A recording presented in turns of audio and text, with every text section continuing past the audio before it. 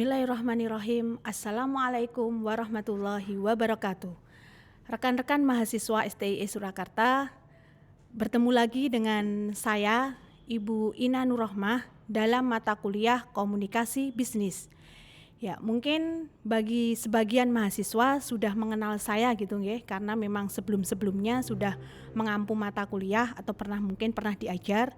Tapi bagi yang belum, di sini nanti saya ke depan akan mengampu selama 1 semester. Di semester 6 adalah mata kuliah Komunikasi Bisnis. Ya, sebelumnya perkenalan dahulu, karena kalau nggak kenal maka nggak sayang gitu nggih ibaratnya. Jadinya alangkah baiknya ketika nanti ke depan selama 1 semester kita akan berinteraksi di sini, baik secara online atau mungkin suatu saat kita akan ketemu mungkin di jalan dan sebagainya, maka alangkah baiknya kita perkenalan dahulu. Perkenalkan, nama saya Ibu Ina Nurrohmah. Silahkan dipanggil ya sesukanya, boleh Ibu Ina, boleh Ibu Nur, atau siapa saja, asalkan enak didengar gitu nggih. Yang terus selanjutnya, saya bertempat tinggal tidak jauh dari sini, cukup 5 menit. Karena posisinya sama, saya tinggal di Makam Haji dan alhamdulillah sudah dikaruniai 2 orang anak. Dan saat ini alhamdulillah diberikan kepercayaan untuk bisa mengampu teman-teman semua yang nantinya akan saya ajar di mata kuliah Komunikasi Bisnis. Mungkin itu ya perkenalan singkat dari saya. Nanti ke depannya kalau pengen tahu hal lebih banyak bisa WA, SMS atau mungkin main ke rumah juga saya persilahkan gitu nggih. Di sini langsung saja terkait pertemuan pertama kita kali ini, karena memang pertemuan baru perdana gitu nggih. Di sini saya ingin memberikan sedikit gambaran terkait dengan komunikasi bisnis yang mungkin kita sering mendengar gitu nggih, atau bahkan setiap hari kita itu sebenarnya berinteraksi gitu nggih. Berinteraksi dengan dari kita bangun tidur sampai kita kembali akan tidur lagi, itu tidak terlepas dengan yang namanya komunikasi. Baik itu mungkin dengan kita bangun dengan keluarga kita, atau mungkin suami kita yang sudah mempunyai suami, anak-anak kita, atau mungkin lingkungan sekitar kita. Itu komunikasi secara mungkin kita lewat bicara. Nah, di sini nanti kita ke depan ketika kita belajar komunikasi bisnis, kita nanti ke depan bagaimana kita bisa berkomunikasi, baik itu nanti dalam lingkungan bisnis atau mungkin dalam komunikasi kita keseharian, atau nantinya kita dalam posisi ketika kita akan mencari pekerjaan. Nah, biasanya dalam mencari pekerjaan kita akan ada wawancara, kita akan membuat lamaran pekerjaan atau mungkin kurikulum vitae dan sebagainya, sehingga nanti ke depan selama 1 semester ini di mata kuliah komunikasi bisnis ini tidak hanya sekedar kita akan belajar terkait dengan teori ya. Kalau biasanya teori itu bisa kita membaca buku, kita buka internet, tapi bagaimana harapan saya karena sudah di semester 6 ini, harapan saya kita juga akan ada praktek. Oh, ternyata membuat lamaran pekerjaan itu seperti ini. Oh, ternyata ketika kita nanti bekerja, bagaimana kita berkomunikasi, karena nggak lepas dengan yang namanya kita akan berkomunikasi dengan atasan kita, dengan rekan kerja kita, atau mungkin komunikasi dengan boleh jadi lintas budaya dengan bahasa yang berbeda, dengan karakter yang berbeda, itu pasti akan kita temui nantinya, sehingga kita tidak canggung atau merasa wah aku nggak pede atau seperti apa. Tapi bagaimana ketika kita dengan bekal di kuliah ini sudah mempunyai bekal yang bagus, paling tidak nggak malu-maluin bahasane. Kalau bahasa lebih gampangnya seperti itu ya, nggak malu-maluin. Wah sekolah nih ndi to mosok gur nggawe lamaran pekerjaan saja kita nggak bisa, atau mungkin ditanya saja kita malah kaget, grogi atau bahkan malah mundur. Nah, seperti itu, sehingga nanti di sini nanti selama 1 semester ketika saya mengajar, nanti setelah kita teori bagaimana kita juga akan ada praktek di mata kuliah komunikasi bisnis ini. Sehingga dari sini saya menulis di PPT saya terkait dengan manfaat mata kuliah ini, apa harapan yang bisa kita dapatkan setelah kita belajar komunikasi bisnis ini. Paling tidak 1, kita bisa meningkatkan komunikasi bisnis baik secara personal dan tim. Nah, secara personal kita juga bisa berkomunikasi bisnis dengan baik atau secara tim, karena memang kadang memang suatu pekerjaan itu nggak bisa kita kerjakan sendiri, butuh yang namanya tim untuk menjadi satu kesatuan dengan satu tujuan yang mungkin sama di sana. Lalu yang kedua adalah manfaat dari mata kuliah komunikasi bisnis ini adalah peningkatan produktivitas bisnis untuk terus berkembang sesuai bidang yang ditekuninya. Kalau mungkin kita usaha bidang kita adalah kuliner, berarti kita bisa bergelut di kuliner. Nah, mungkin cari referensi chef-chef yang mungkin pintar, atau mungkin di bahasa kita suka dengan bisnis yang namanya properti. Nah, caranya untuk membangun jaringan, bagaimana untuk bisa kita menjual perumahan dengan nilai yang tinggi atau mungkin banyak yang minat dan sebagainya, itu kita bisa belajar di sana. Atau mungkin hal-hal lain ya, karena memang bisnis itu sesuai dengan bidangnya. Kalau sukanya fashion berarti fashion, kita sukanya mungkin kuliner berarti kuliner, ataupun usaha-usaha lain yang tentunya harapannya di sana kita ada hasil gitu, ada income, ada tidak hanya sekedar income, tapi kita juga punya yang namanya keahlian. Nah, kalau mungkin yang belum bisa, caranya bisa semakin berkembang, atau mungkin yang sudah bisa dari offset sekian, bagaimana bisa berkembang offsetnya menjadi lebih banyak lagi dan sebagainya. Itu harapan kita yang kedua. Lalu yang ketiga adalah meningkatkan inovasi bisnis sesuai dengan trennya.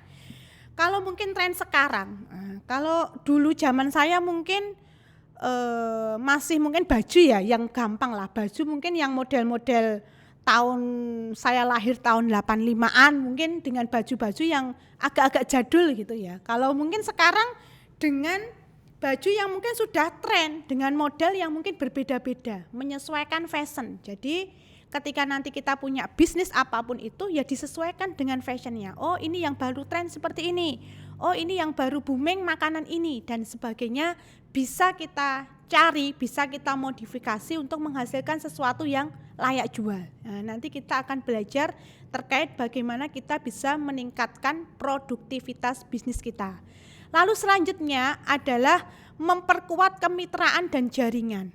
Nggak mungkin ketika kita mempunyai suatu bisnis hanya cukup di sini saja, nggak mungkin. Pasti kita menginginkan bisa berkembang. Nah, butuh jaringan, butuh mungkin inovasi, membuka inovasi baru mungkin di tempat yang lain dan sebagainya. Jadi kemitraan. Nah, piye carane agar kita semakin berkembang dengan kemitraan, dengan jaringan. Nah, itu salah satunya yang akan kita pelajari nantinya.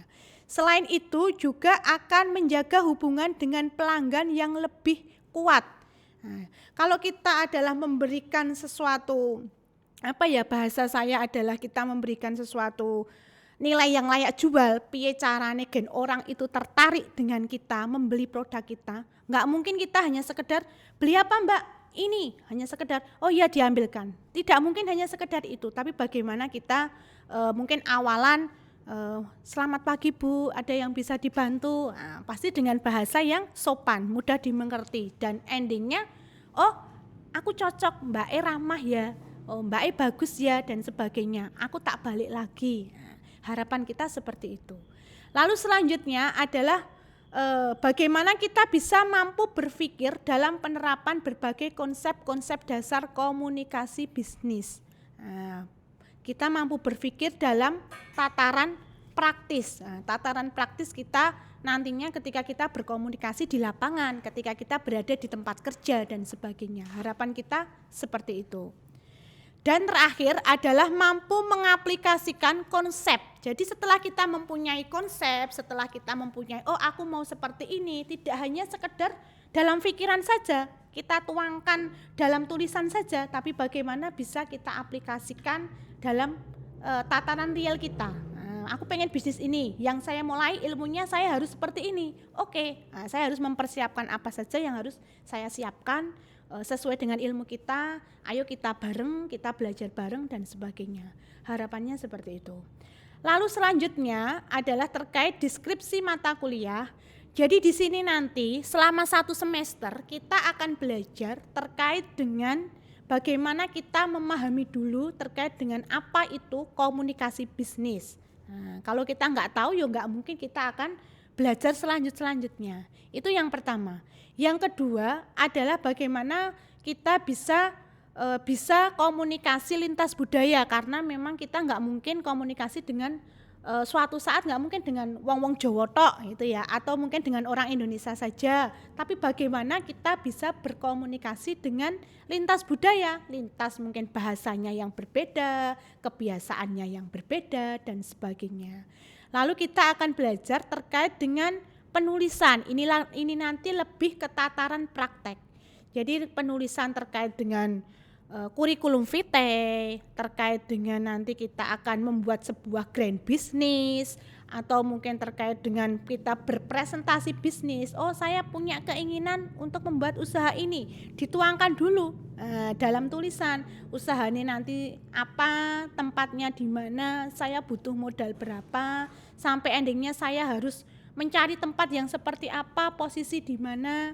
Nah, jadi kemungkinan yang akan kita dapatkan nanti itu sudah kita dari sekarang itu sudah kita mulai. Nah, baik itu kemungkinan positif hasilnya bagus, atau sebaliknya kemungkinan negatif yang mungkin biasa dalam bisnis rugi. Nah, itu ya nanti kita akan belajar itu. Lalu terkait dengan proses negosiasi. Nah, bagaimana kita bisa bernegosiasi di sana. Kita selain itu adalah wawancara kerja, bagaimana nanti ketika kita dipanggil dalam sebuah perusahaan. Nah, untuk wawancara kerja kita harus bersikap seperti apa? Kita harus memposisikan diri bagaimana? Nah, itu nanti itu. Dan terakhir terkait dengan kasus-kasus yang berkembang sekarang, karena memang komunikasi bisnis itu maknanya luas ya. Jadi kita bisa menyesuaikan dengan kasus-kasus yang berkembang sekarang yang kita lihat. Mungkin kasus karena komunikasi yang tidak bagus, atau mungkin karena sesuatu hal yang permasalahan intern dengan rekan kerja kita, sehingga itu akan menghambat dalam ya kinerja kita. Ketika kita bekerja ya bekerjanya tidak 100%, tidak total. Nah, itu nanti kita akan belajar ke depan seperti itu. Selanjutnya terkait dengan standar kompetensi. Jadi setelah kita mengikuti perkuliahan ini, harapannya mahasiswa itu mampu mengaplikasikan materi dan praktek. Jadi tidak hanya sekedar materi, tapi dan praktek yang telah mereka dapatkan dalam nantinya di dunia kerja dan dunia bisnis. Nah, ketika kita bekerja sebagai karyawan, mungkin pengajar, ya berarti dunia kerja. Tapi ketika kita mempunyai keinginan untuk bisnis, berarti di dunia bisnis yang nantinya mampu bersaing. Jadi orang malah gedandapan gitu ya bahasanya. Jadi mampu bersaing dengan siapapun, oke, saya bisa berkomunikasi dengan baik. Saya diajak kerjasama dengan si A, saya juga bisa. Jadi membuka kemungkinan untuk orang lain bisa masuk dengan kita, bisa ajak kita rembukan bareng gitu ya. Itu selanjutnya adalah terkait materi yang akan kita dapatkan nanti selama 1 semester.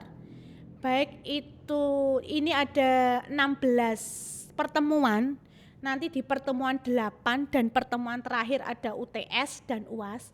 Di sini di pertemuan sebelum UTS itu ada materi yang pertama terkait dengan penjelasan komunikasi bisnis seperti yang saya katakan di depan tadi. Yang kedua adalah komunikasi antar pribadi kita. Yang ketiga komunikasi dalam organisasi dan lintas budaya. Ketika kita berorganisasi pasti tidak lepas dengan yang namanya kita berkomunikasi. Begitupun rekan-rekan mahasiswa pas kuliah nggak mungkin cuma diem-dieman saja di kelas. Pasti juga butuh komunikasi dengan dosen, butuh komunikasi dengan teman, butuh komunikasi dengan siapapun yang berada di sekitarnya, ataupun dengan lintas budaya yang berbeda. Lalu yang keempat adalah perencanaan pesan-pesan bisnis. Jadi sebuah perencanaan, apa yang ingin kita rencanakan untuk membuat sebuah bisnis. Lalu pengorganisasian. Nah, kalau dulu dalam bahasa manajemen adalah planning, organizing, bagaimana kita mengeplan, merencanakan, mengorganisasi. Nah, setelah itu kita koordinasikan, kita organisasikan dengan baik, baru kita action gitu ya. Sehingga di sini setelah perencanaannya kita jalankan dengan bagus, kita punya rencana 1, 2, 3, 4 dan sebagainya, kita organisasikan dengan bagus. Nah, setelah itu bagaimana kita penulisan direct request. Nah, di sini adalah penulisan direct request, yaitu terkait dengan bagaimana kita bisa menulis sebuah direct request yang bagus. Nah, nanti bisa kita belajar ke depan, bisa belajar bareng. Selanjutnya adalah surat lamaran kerja. Nah, kadang saya melihat masih ada beberapa orang gitu ya, ketika ada surat lamaran kerja itu formatnya berbeda-beda. Saya nggak tahu apakah dengan keinginan pribadi wis apike kaya ngene gitu ya, atau mungkin lah ketoke ya mbiyen diajari kaya ngene kok. Nah, atau mungkin ya sak senengku, wong saya senengnya kayak begini. Nanti kita akan belajar bersama terkait bagaimana membuat surat lamaran kerja yang sesuai dengan standar gitu nggih. Selanjutnya ini adalah selama UTS ada 7 kali pertemuan atau 7 kali online gitu ya. Kalau sekarang sistemnya online berarti nanti ada 7 materi ini sebelum UTS yang akan kita pelajari. Selanjutnya adalah ini lanjutan terkait dengan materi UAS. Nah, materi UAS di sini setelah mid semester selesai maka kita akan belajar lagi, ada 7 materi yang akan kita pelajari lagi. Baik itu adalah penulisan resume, kurikulum vitae, apakah posisi foto harus di atas atau di bawah, apa yang harus kita tulis, standarnya bagaimana penulisan, nanti kita akan belajar di sana. Lalu terkait dengan wawancara kerja. Nah, wawancara kerja. Jadi nanti ke depan saya ingin ketika walaupun sistem kita online, tapi kan kita bisa media Zoom atau media apa, ketika wawancara berhadapan-hadapan, nanti kita harus seperti apa ya? Kita prakteknya akan seperti itu. Apa yang harus kita persiapkan? Lalu terkait dengan penulisan laporan bisnis. Nah, penulisan laporan bisnis di sini adalah saya berharapnya nanti rekan-rekan semua mahasiswa itu punya keinginan untuk membuat suatu bisnis, apapun itu, sekecil apapun itu. Atau mungkin yang sudah punya bisnis nanti bisa dituliskan di sini. Nanti bisa setelah ditulis bisa dipresentasikan bisnisnya apa, harapannya seperti apa, sudah sesuai dengan target atau belum, itu nanti kita akan belajar. Lalu terkait dengan negosiasi, bagaimana kita bisa bernegosiasi dengan bahasa yang sesuai.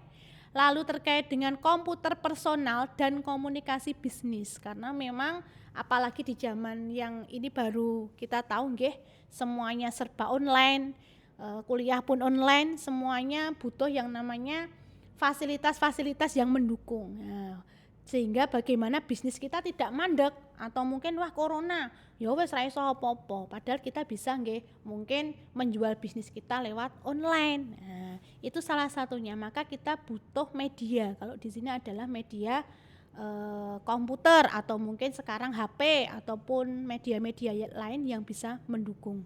Dan terakhir adalah terkait dengan komunikasi pemasaran. Jadi ketika kita punya sebuah brand yang akan nantinya kita layak jual, harapannya bagaimana kita bisa belajar terkait dengan komunikasi pemasaran. Bagaimana saya bisa menjual atau mungkin bisa menjual barang-barang yang saya punyai, atau mungkin saya bisa membuat makanan ini piye gen iso layak jual, maka dengan komunikasi pemasaran yang bagus. Oh, di sana saya punya channel rumah makan, saya titip di sana. Atau mungkin saya di sini punya teman yang pemasarannya bagus, dia temannya banyak, rekan kerjanya banyak, saya titipkan. Atau mungkin dengan hal-hal lain yang bisa mendukung kita untuk ya ini tadi belajar bisnis.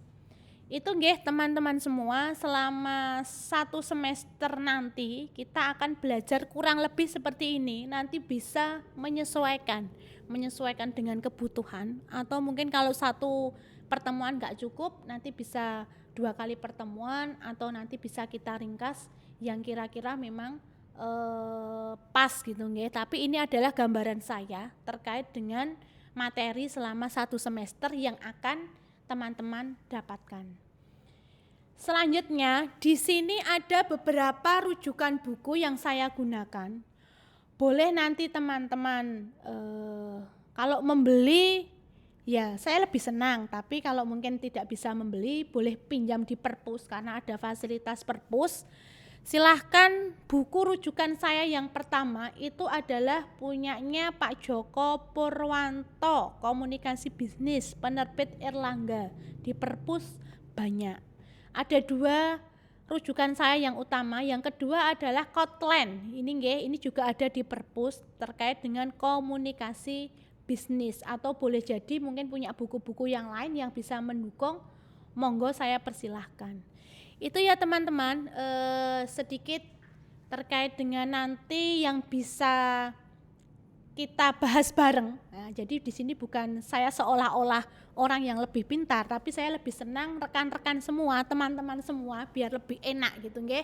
Nanti kita akan belajar bareng selama 1 semester terkait dengan komunikasi bisnis ini.